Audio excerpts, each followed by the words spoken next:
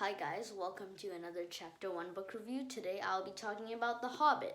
This is week 2 of classic reading, and this will be my review. So this is sort of on the shelf, and I thought, well, this is a great book to read because I do have The Lord of the Rings. So if you want me to review that next week, go ahead and tell me in the comments below. But I thought we'd just start with The Hobbit, which is slightly less popular, but it is a popular choice for readers who like this author, J.R.R Tolkien. He's also author of Lord of the Rings. So without further ado, let's get right into the review. Main character is Bilbo Baggins. He is a hobbit who lives in a cozy and respectable home, and he has no thirst whatsoever for adventure. But he is whisked away by Gandalf the Wizard and set upon a journey to steal the treasure of Smaug the Magnificent, a very large and dangerous dragon. Whether he'll succeed is not something that I will tell, as this is a non-spoiler review. But I have to say, for those of you who do know what happened, whether they stole Smaug the Magnificent's treasure or not, I still encourage you to read this to the end, because there is a major plot in the end that you will no doubt find very interesting. And the death of Smaug the Magnificent was slightly disappointing. That's just my opinion. But so what I like about this book, great character development for sure. You can see a very big change, like from the main character, Bilbo Baggins. At the start of the book, he doesn't want adventure whatsoever.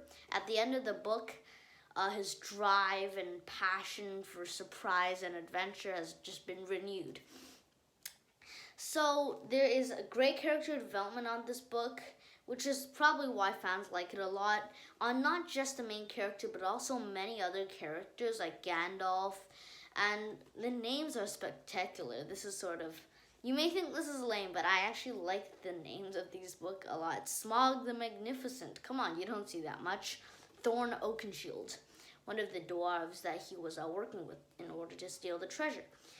So throughout this book, though, I think one thing that they also did really well, and is like, it's a masterpiece, they started with a problem.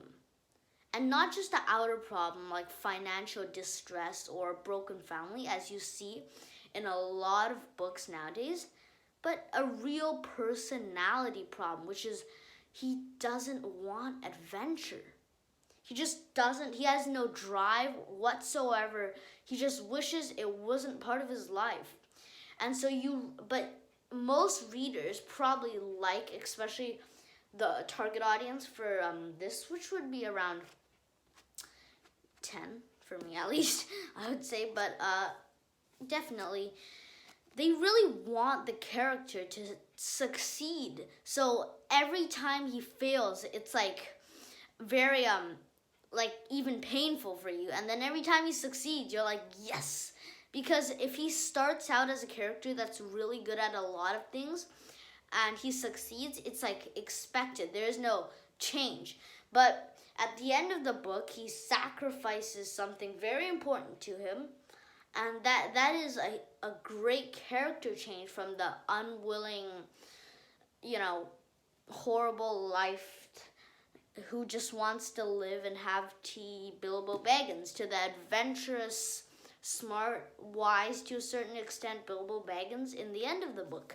So this is a huge change of character, which is part of character development, but also because the characters start out as a not perfect personality.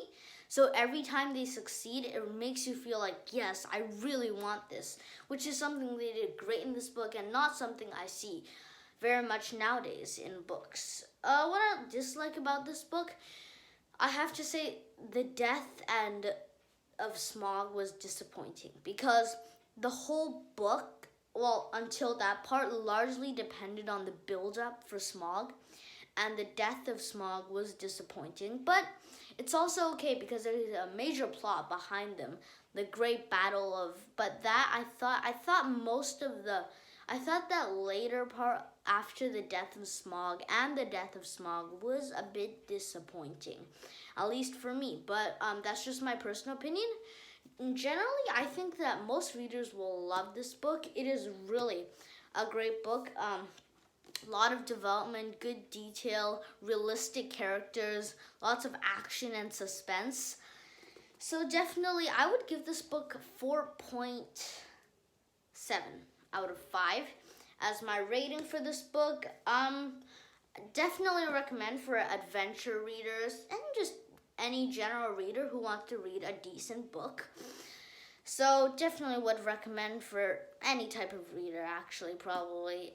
And that's basically it for today. I hope you guys enjoyed my book review. Make sure to place a like and subscribe for more content. And thanks for watching Chapter 1.